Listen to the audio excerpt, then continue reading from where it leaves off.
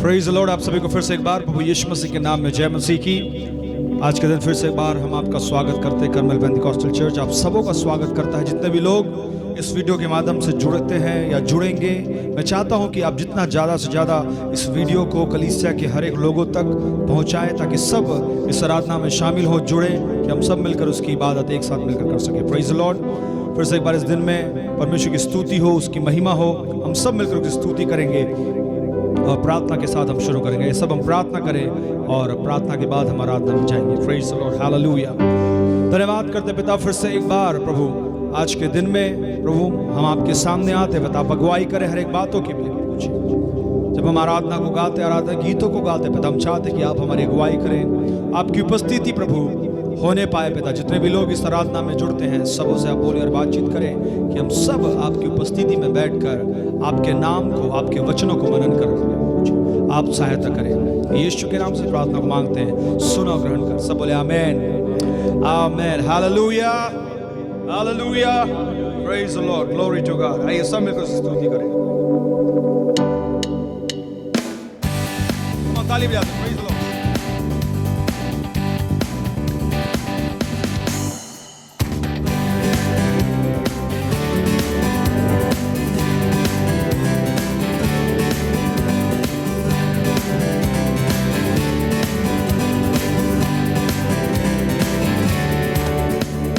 यीशु ने हमें छुड़ाया है पापों के जाल से, यीशु ने हमें बचाया है शैतान की जाल से, यीशु ने हमें छुड़ाया है पापों के जाल से, यीशु ने हमें बचाया है शैतान के जाल से।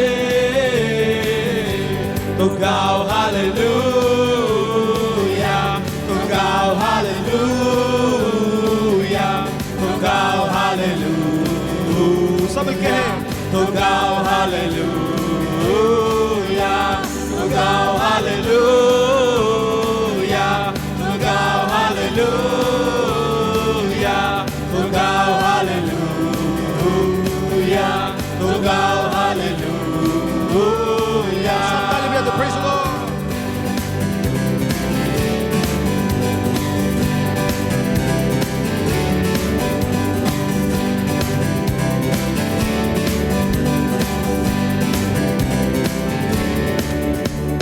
हमने शांति पाई है यीशु के नाम से, हमने पाई है क्षमा, मुक्ति और श्राप से, हमने शांति पाई है यीशु के नाम से, हमने पाई है क्षमा, मुक्ति और श्राप से।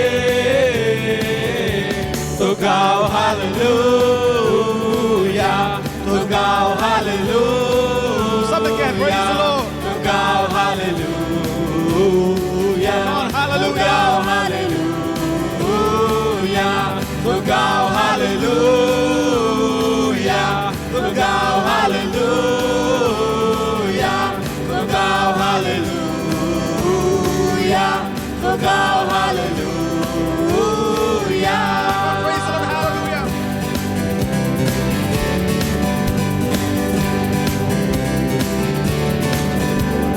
अब हम ना डरेंगे, यीशु जो साथ है, शैतान से हम लड़ेंगे यीशु के नाम से।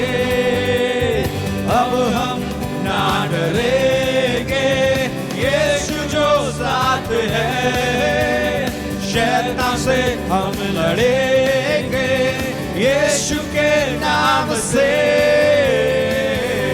So गाओ hallelujah. Come on, praise the Lord, hallelujah. So गाओ hallelujah. So गाओ hallelujah. So गाओ hallelujah. So गाओ hallelujah. So गाओ hallelujah. So गाओ hallelujah. So गाओ hallelujah.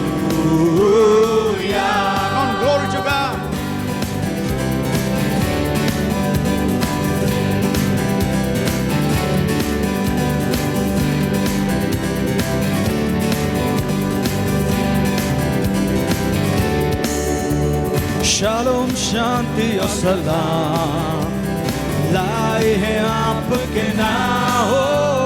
शालोम शांति और सलाम, ये है यीशु का पैगाम।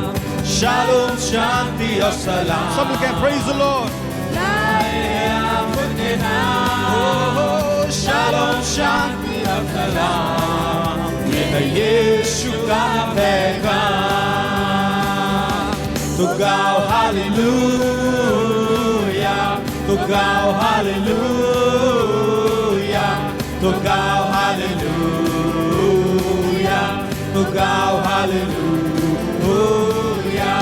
तो गाओ hallelujah. Come on, praise the Lord. तो गाओ हालेलुया,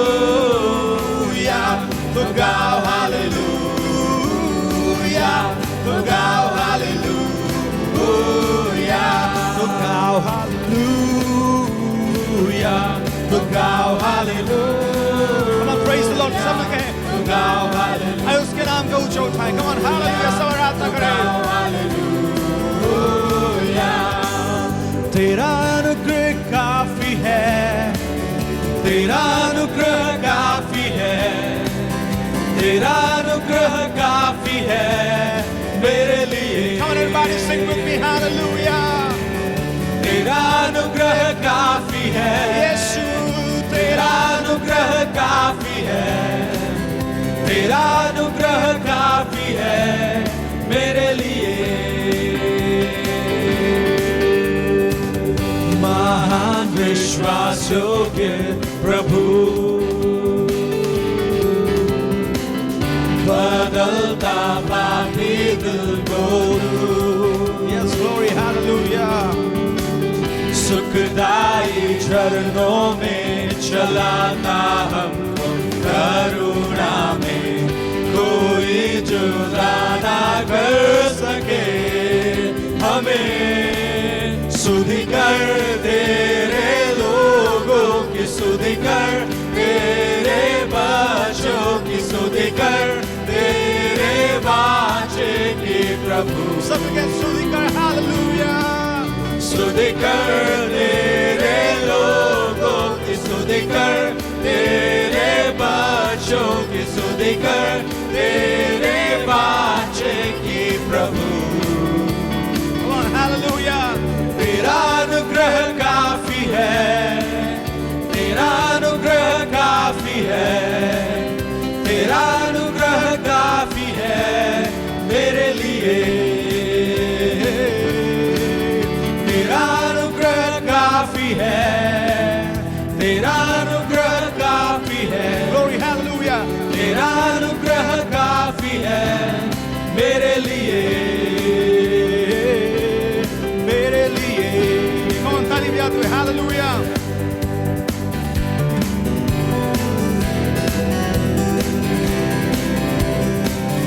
सब मिलके glory to God.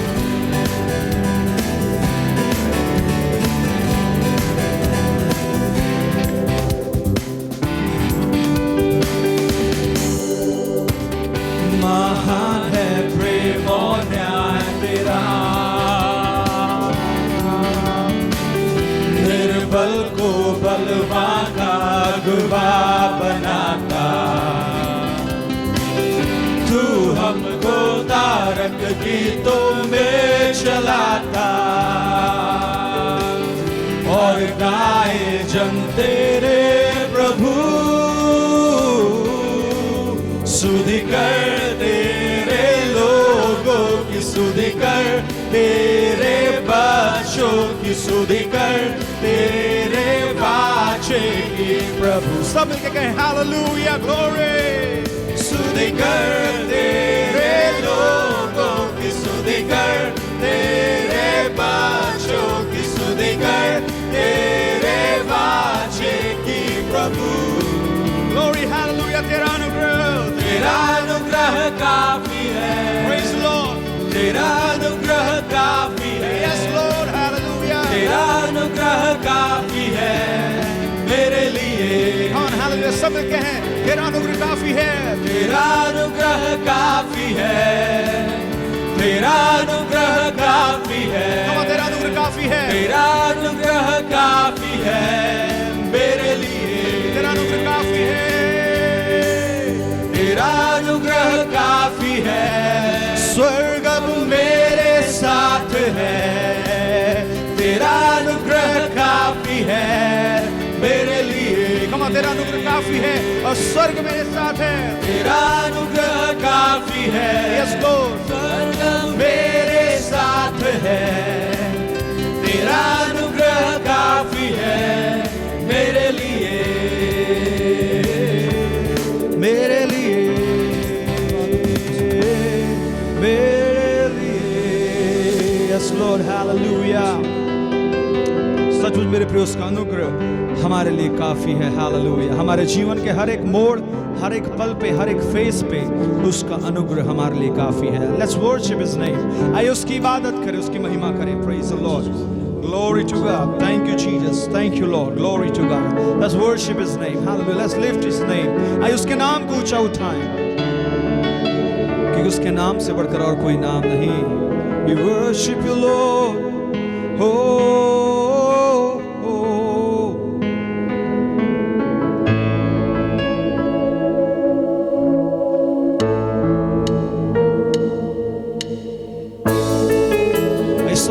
Praise the Lord, hallelujah.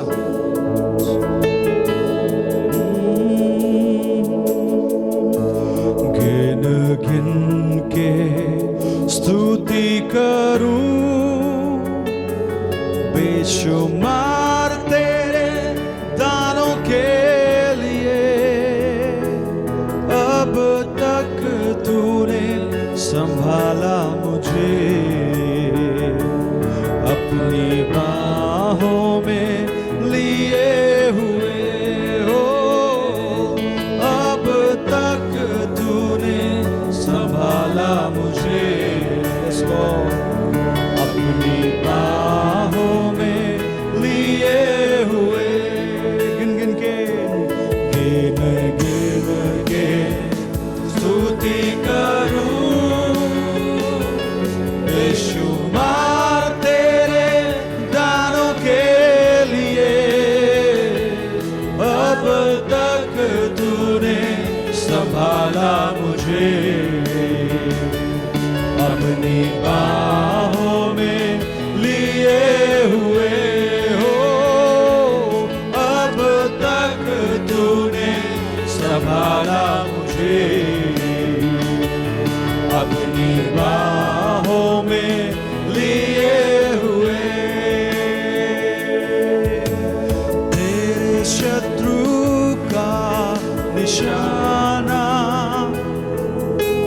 तुझ पर होगा ना सफल, सबके विश्वास के साथ, तेरे शत्रु का निशाना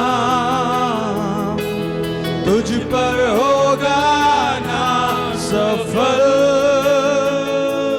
आंखों की पुतली जैसे वो रखेगा तुझे हर पल, यस लॉर्ड, हालेलुया।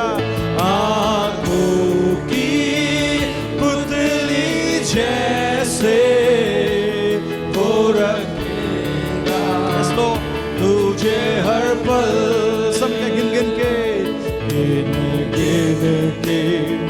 स्तुति करूं, बेशुमार तेरे दानों के लिए, yes lord, we worship your name, अब तक तूने संभाला मुझे अपनी बाहों में लिए हुए हो, अब तक तूने संभाला मुझे अपनी बाहों में लिए हुए, और कोई हमें संभाल नहीं सकता। बल बताती है कि वो हमको अपने पंखों की आड़ में छुपा कर रखता है, अपनी आंखों की पुतली के समान हमें छुपा के रखता है, हालेलुया। चाहे कितनी भी तीर तेरे विरोध में क्यों ना चला जाए, बैल बताती है कोई भी तीर तेरे डेरे तक नहीं आएंगी। हालेलुया। वो तुझे हर एक चीजों से बचाएगा क्योंकि वो स्वर्ग का परमेश्वर तेरे साथ साथ चलता है। हालेलुया। आंधियां बन के आए जिंदगी के फिकर,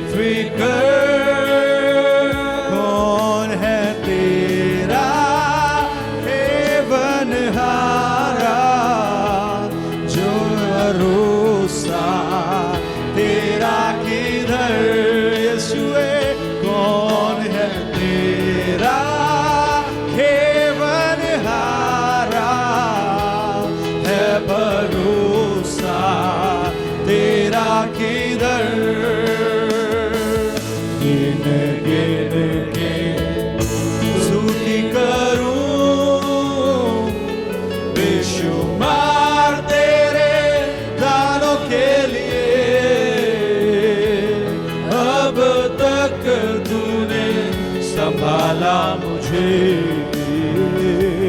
अपनी बाहों में लिए हुए हो, अब तक तूने संभाला मुझे। सारे अपनी बाहों में लिए हुए आए जो तुझको मिटाने, वे शस्त्र होंगे बेअसर। कौन विश्वास के साथ कहें हालेलुया।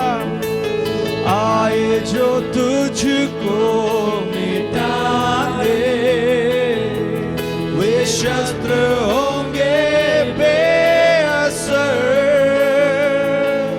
तेरा रचने वाला तुझ पर रखता अपनी नजर, तेरा रचने वाला तुझ पर रखता है अपनी नजर। हाथ उठा करके कम ऑन। गिन गिन के स्तुति करूं, बेशुमार तेरे दानों के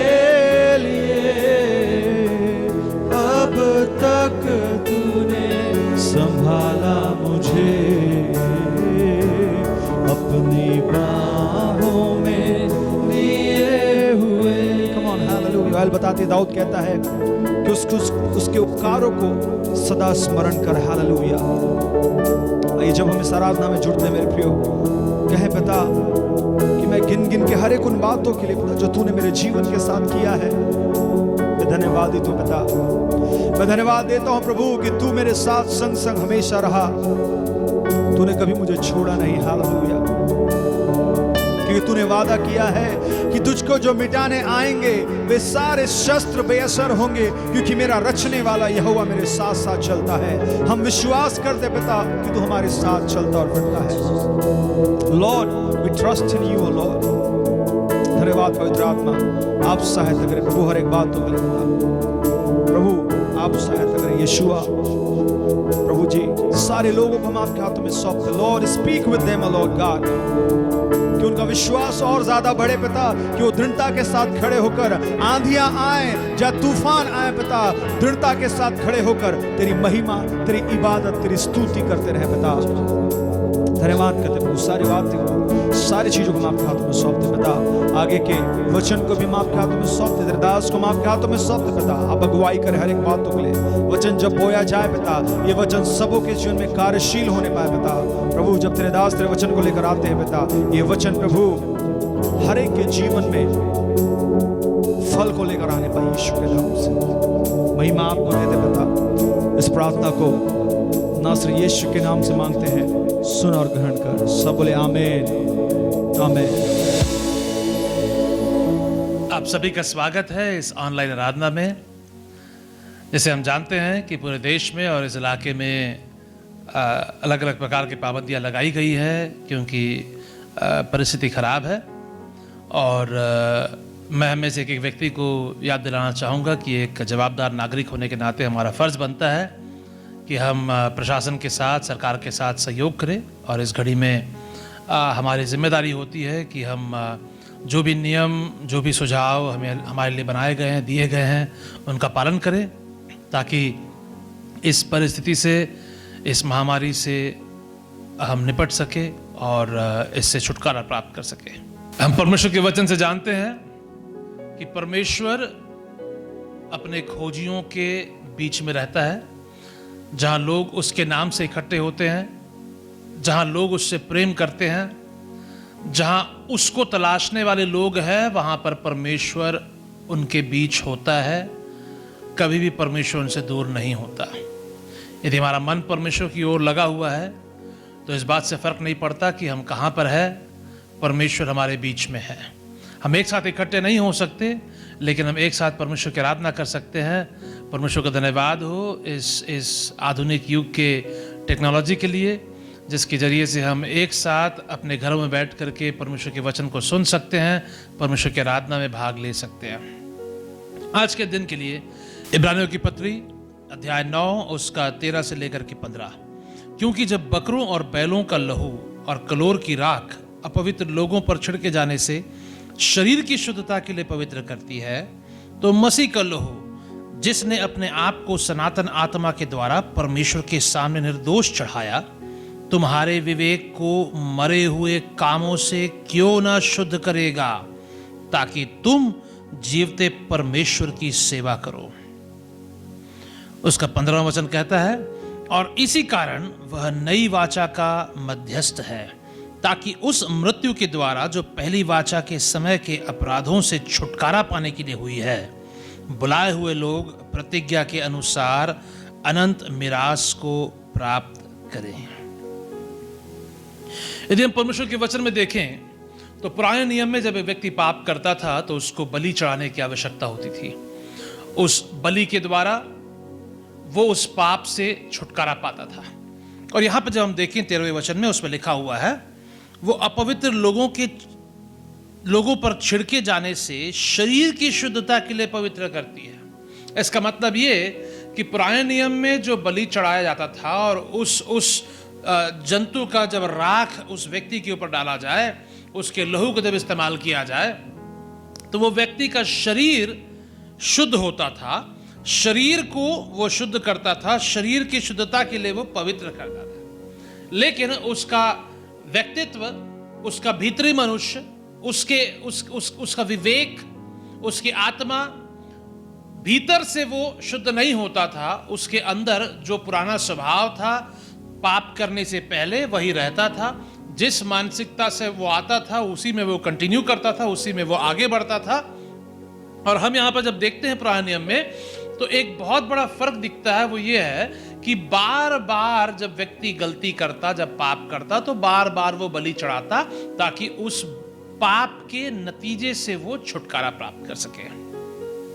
लेकिन नए नियम में जब हम देखें तो हम परमेश्वर के वचन से सीखते हैं कि एक बार हमेशा के लिए यीशु मसीह ने अपने आप को बलिदान स्वरूप दे दिया, ताकि उसके एक बार के बलिदान के द्वारा हम हमेशा के लिए परमेश्वर के सामने ग्रहण योग्य बन सके।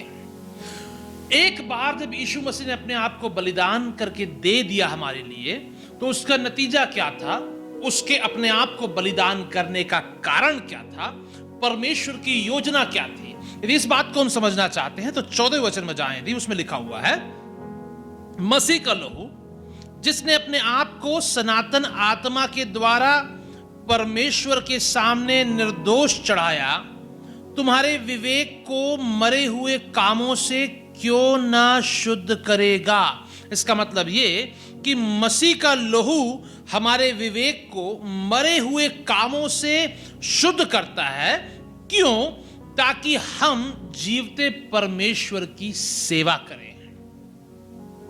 तो इस वचन को जब हम सीखते हैं तो इससे यह समझ में आता है कि जब तक मरे हुए कामों से हम अलग नहीं होते, हमारा विवेक जब तक मरे हुए कामों के दाग, उनके प्रभाव, उस सोच विचार की शैली से अलग नहीं होता, उससे शुद्ध नहीं होता, तो हम परमेश्वर की सेवा पूरी तरह से नहीं कर पाते हैं।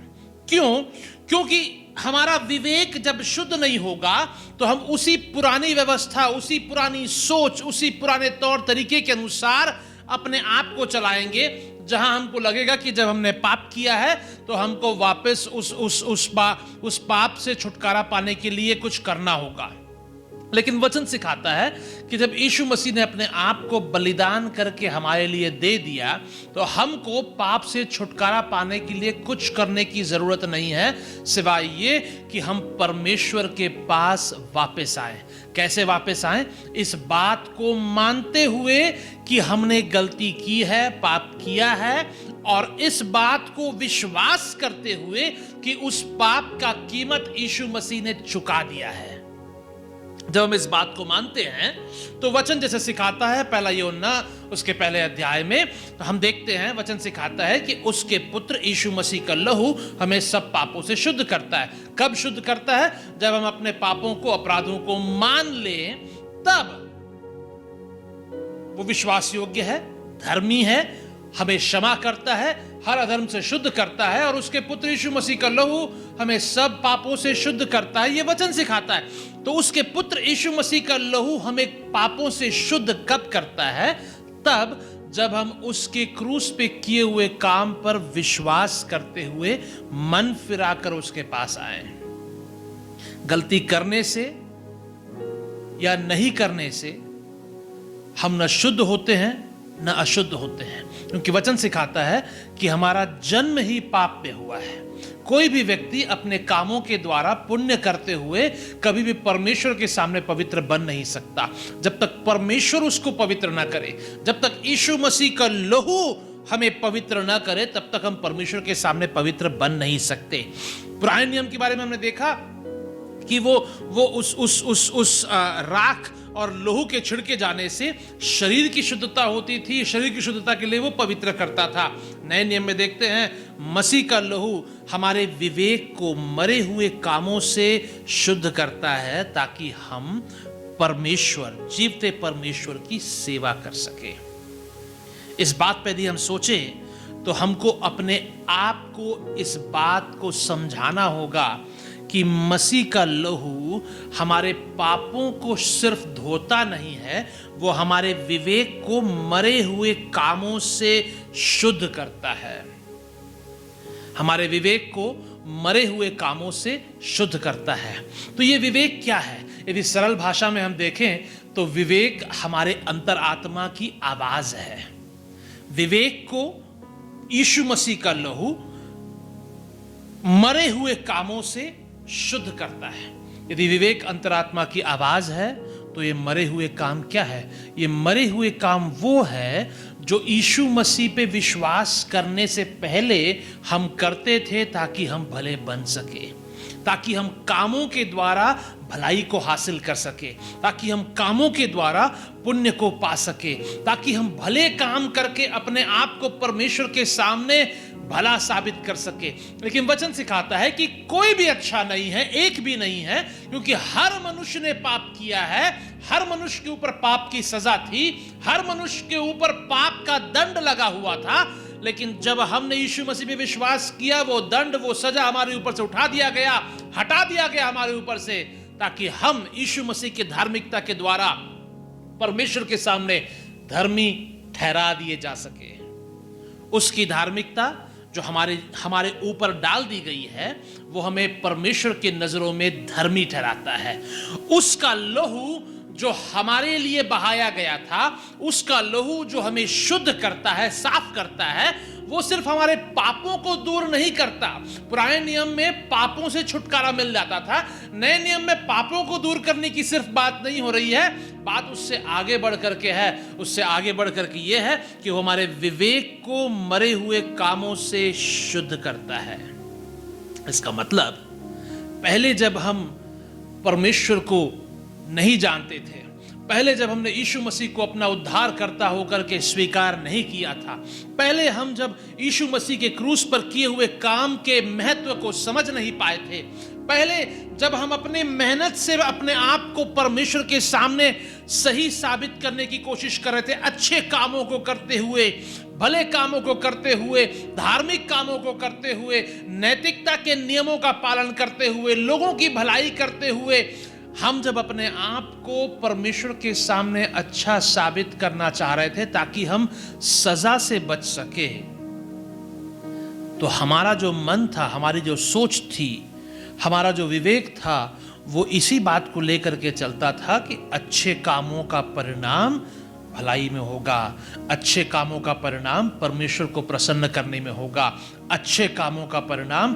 परमेश्वर के सामने हमको शुद्ध और साफ बना करके रखेगा, पवित्र बना करके रखेगा।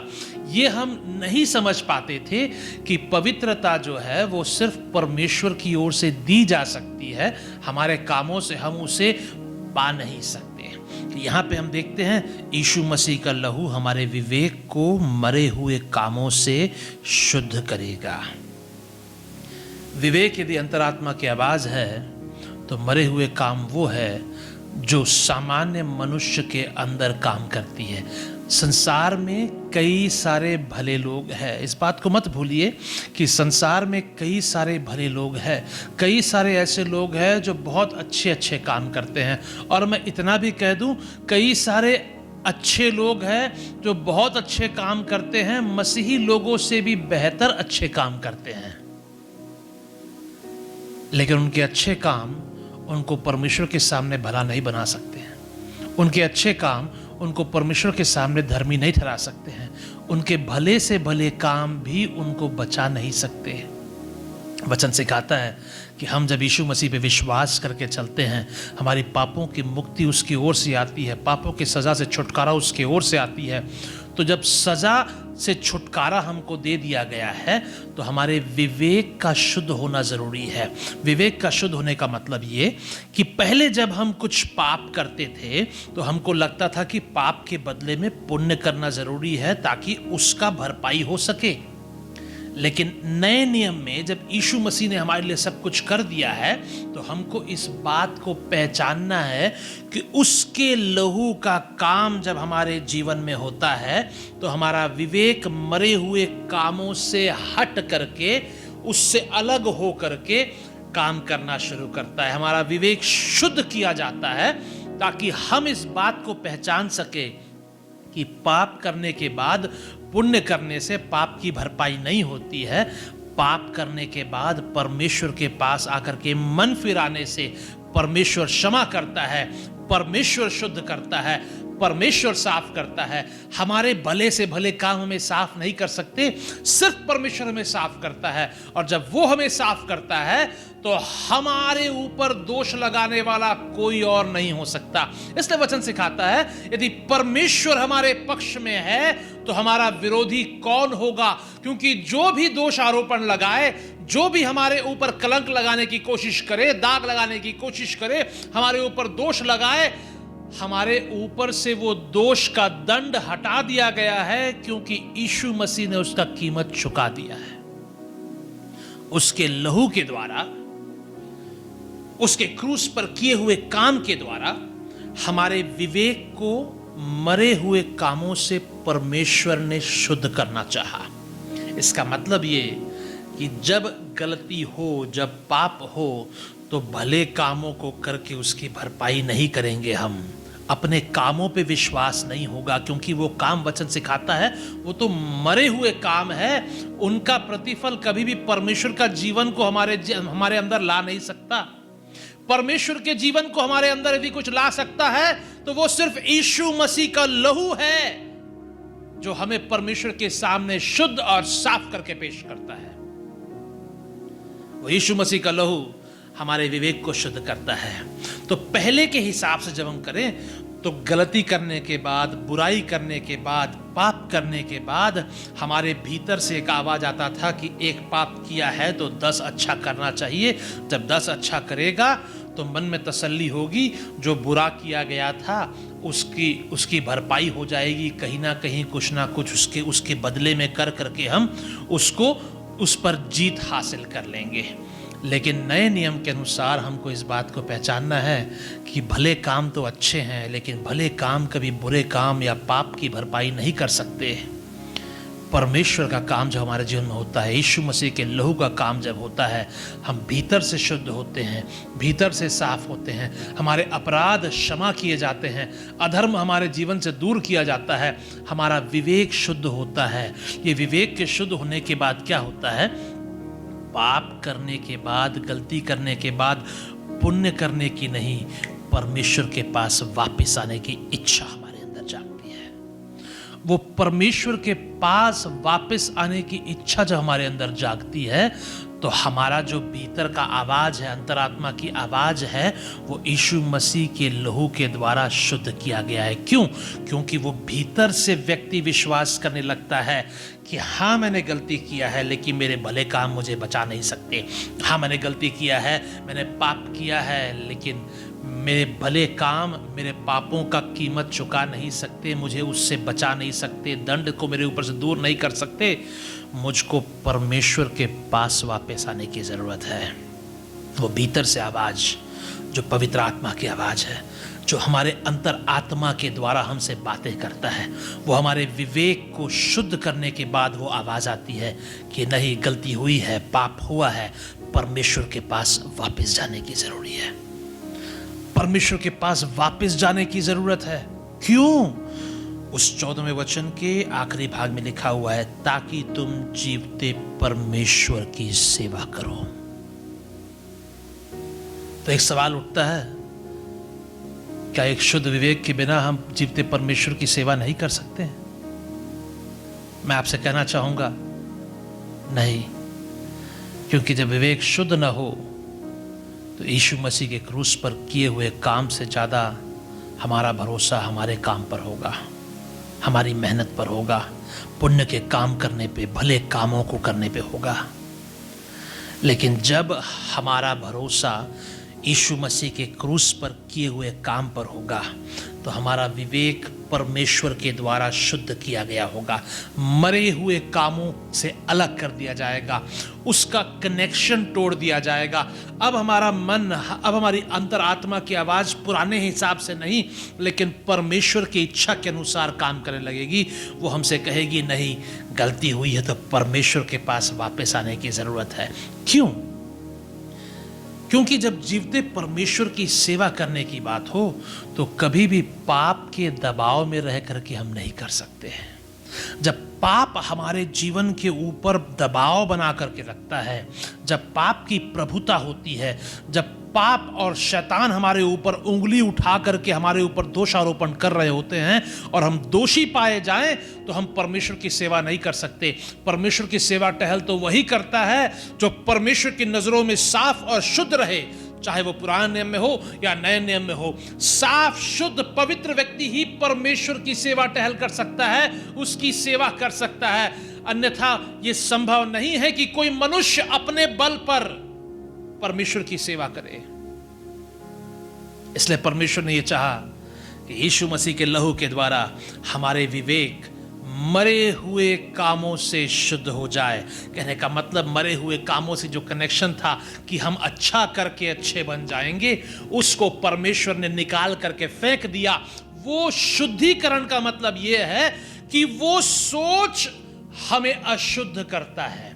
हर एक विश्वासी से मैं कहना चाहता हूं, यदि आप परमेश्वर पे विश्वास करते हैं, यदि आपके अंदर यीशु मसीह के क्रूस पर किए हुए काम पर भरोसा है, तो इस बात को याद रखिए कि आपके भले कामों पे भी आप यकीन करते हैं, आपको लगता है यदि कि आपके भले कामों के द्वारा आप परमेश्वर के करीब पहुंच जाएंगे, तो नहीं, वो ऐसा सोच आपके विवेक को अशुद्ध करता है। उस सोच को अपने अंदर से निकालने की जरूरत है, क्योंकि जो कुछ करने का था उसको यीशु मसीह ने क्रूस पर कर दिया है, ताकि हम उस पर विश्वास करने के द्वारा उसके लहू से शुद्ध कर दिए जाए, हमारा विवेक शुद्ध कर दिया जाए, हमारे सोच शुद्ध कर दिए जाए, ताकि हम दोष के अधीन नहीं, लेकिन परमेश्वर के अधीन होकर के जिए।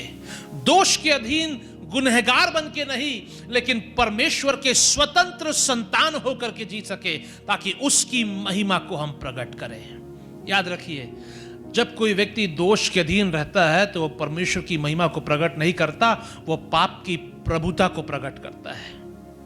दोष के अधीन रहने से अपने अंदर से इंकार करे, अपने मन से इंकार करे, अपने आप से कहिए कि मुझे परमेश्वर ने स्वतंत्र किया है, मैं यीशु मसीह पे विश्वास करता हूं, मेरा मन बदल रहा है, मेरा मन बदलेगा पूरी तरह से, मेरे भीतर से परमेश्वर काम कर रहा है कि मैं भीतर से बदल जाऊं और मेरा मन बदल जाए, मेरे विचार बदल जाए, मेरे विवेक शुद्ध हो जाए, ताकि मैं पूरी तरह से यीशु मसीह पे विश्वास करते हुए उसके किए हुए काम के द्वारा मैं परमेश्वर के सामने धर्मी और पवित्र बन जाऊं, ताकि मैं उसकी सेवा कर सकूं। कई सारे विश्वासी परमेश्वर से प्रेम करते हैं, यीशु मसीह पे विश्वास करते हैं, लेकिन आज भी वो अपने अच्छे कामों के द्वारा भले बनने की कोशिश कर रहे हैं। मेरी बातों को ध्यान से सुनिए, अच्छे काम करना जरूरी है, अच्छा है, हर विश्वासी को भले कामों में आगे बढ़ना चाहिए, ये परमेश्वर का वचन सिखाता है। लेकिन भले काम हमें परमेश्वर के सामने भला नहीं बनाते हैं।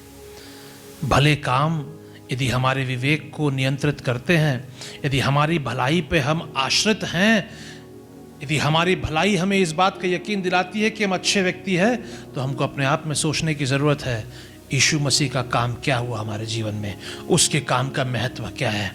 यदि मेरे ही भले काम मुझे भला बनाती है, तो मुझे अपने आप को जांचने की ज़रूरत है। हर एक विश्वासी को इस बात को पहचानना है कि मुझे भला बनाने वाला मैं नहीं हूँ, मेरे काम नहीं है, मेरे लोग नहीं हैं, मुझे भला बनाने वाला परमेश्वर है। जब मैं उस पर विश्वास करता हूँ, वो मुझे पूरी तरह से भला बनाता है। वो जब शुद्ध करता है, पवित्र करता है, भेड़ बकरियों के लहू के समान नहीं, जो बाहर से सिर्फ शरीर को शुद्ध करते थे। परमेश्वर भीतर से काम करता है। नया मन, शुद्ध विवेक, साफ हृदय, साफ हाथ, एक नए व्यक्तित्व को परमेश्वर देता है, ताकि हम पाप के अधीन रहते हुए न जिए, परमेश्वर की महानता को पहचानते हुए प्रकट करने वाले हो सके, उस महानता को प्रकट करने वाले हो सके। उसके 15वें वचन में लिखा हुआ है, और इसी कारण वह नई वाचा का मध्यस्थ है। अर्थात इसी कारण यीशु मसीह नई वाचा का मध्यस्थ है, ताकि उस मृत्यु के द्वारा जो पहली वाचा के समय के अपराधों से छुटकारा पाने के लिए हुई है, बुलाए हुए लोग प्रतिज्ञा के अनुसार अनंत मिरास को प्राप्त करें। याद रखिए, इसी कारण वह नई वाचा का मध्यस्थ है। किस कारण से? इसी कारण से क्योंकि उसके लहू के द्वारा हमारा विवेक शुद्ध किया जाता है कि हम परमेश्वर, जीवते परमेश्वर की सेवा कर सके। इसी कारण वह नई वाचा का मध्यस्थ है, ताकि उसके मृत्यु के द्वारा हम यदि समझ सके इस बात को, उसके मृत्यु के द्वारा बुलाए हुए लोग प्रतिज्ञा के अनुसार अनंत मिरास को प्राप्त करें। उसके मृत्यु के द्वारा, अर्थात क्रूस पर किए गए उसके काम के द्वारा, बुलाए हुए लोग प्रतिज्ञा के अनुसार अनंत मिरास को प्राप्त करें। वह नई वाचा का मध्यस्थ है। उसकी मृत्यु के द्वारा हमें छुटकारा मिला है।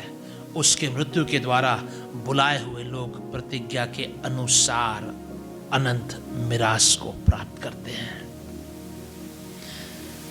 यदि उसकी मृत्यु, उसके क्रूस पर किए हुए काम, उसके लहू के द्वारा हमारा विवेक शुद्ध होता है, और उसी के जरिए से हम जो बुलाए हुए लोग हैं प्रतिज्ञा के अनुसार अनंत मिरास को प्राप्त करते हैं, तो क्या हमारे काम में बचा सकते हैं? क्या हमारे काम में शुद्ध कर सकते हैं? क्या हमारे अच्छे से अच्छे काम हमें भला ठहरा सकते हैं, धर्मी ठहरा सकते हैं, परमेश्वर के सामने साफ कर सकते हैं, हमें शुद्ध ठहरा सकते हैं, पवित्र कर सकते हैं? नहीं, ये संभव नहीं है। क्यों? क्योंकि परमेश्वर ने हमारे लिए जो उपाय किया है वो हमारे सोच, हमारे समझ से बढ़ करके है। जो हम उससे मांग सकते थे उससे बढ़ करके है। परमेश्वर ने तो व्यवस्था के द्वारा भी मनुष्य के ऊपर कृपा की, लेकिन परमेश्वर ने यीशु मसीह के द्वारा अपने अनुग्रह को प्रकट किया।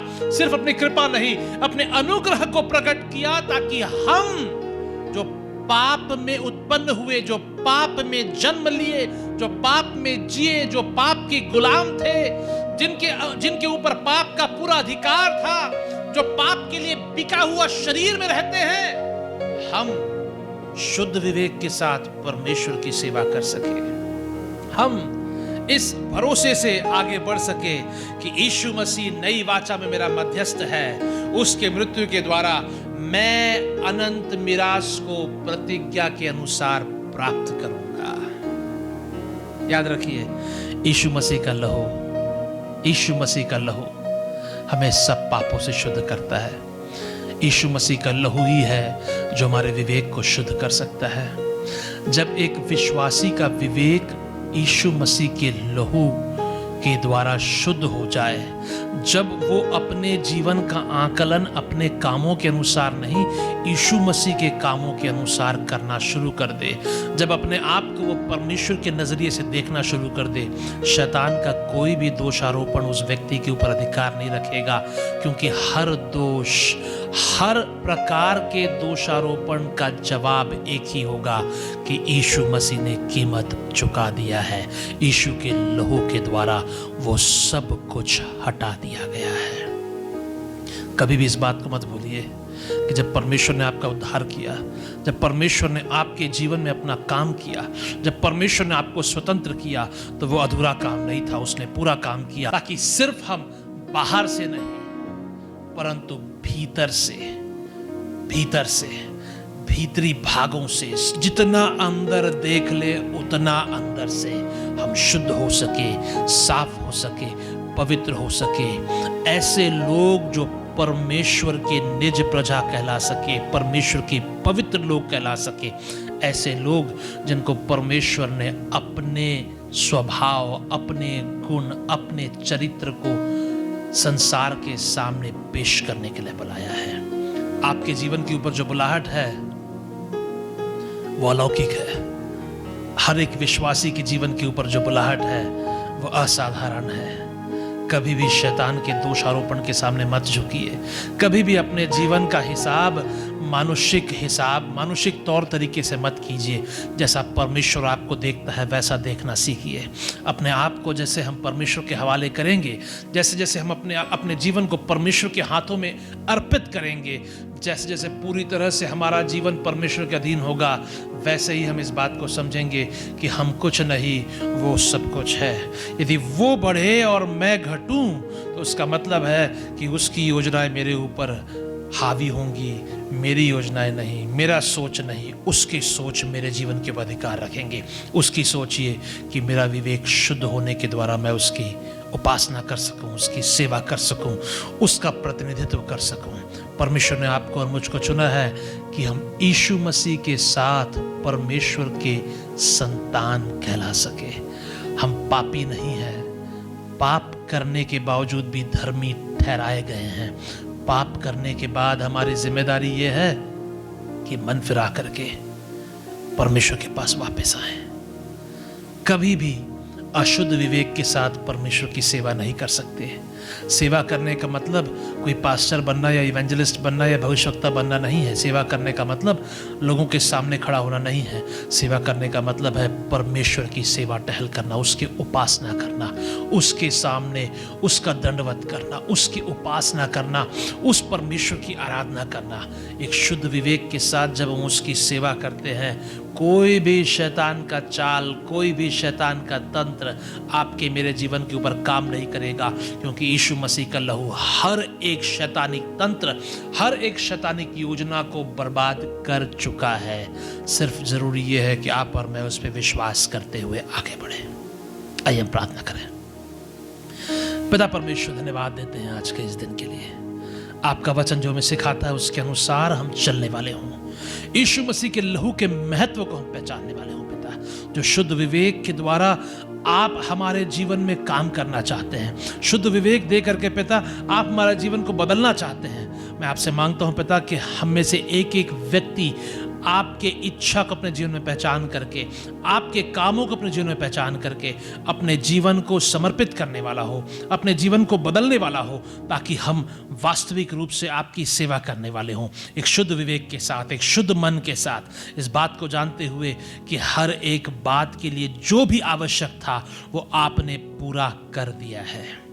हमें से कोई भी व्यक्ति शैतान के साजिशों का शिकार न बने, उसके दोषारोपण के अधीन झुकने वाला ना हो। लेकिन पिता, मैं आपसे मांगता हूं कि हमारा जीवन पूरी तरह से यीशु मसीह के विजय को इस संसार में प्रकट करने वाला हो। हमारे अंदर इस बात का यकीन दिन प्रतिदिन बढ़ता जाए कि हम जयवंत से भी बढ़कर हैं। धन्यवाद देते हैं पिता, क्योंकि आप हमारे साथ हैं, हमारी अगुवाई करते हैं। हमेशा आप हमारा हाथ पकड़ करके हमें चलाते हैं। कभी भी हम अकेले नहीं हैं, अनाथ नहीं हैं। कभी भी हम पिता इस संसार में अनाथ होने के लिए आप हमें नहीं छोड़ेंगे। धन्यवाद देते हैं क्योंकि आपका सहारा हमेशा बना रहता है। एक एक व्यक्ति को आपके हाथों में देते हैं पिता। हमारा जीवन आपका दिया हुआ है, आपकी सुरक्षा हमारे ऊपर होने पाए, आपके अनुग्रह पे भरोसा करते हुए हम आगे बढ़ने वाले हो सके। धन्यवाद देते हैं यीशु मसीह के नाम से, आमीन।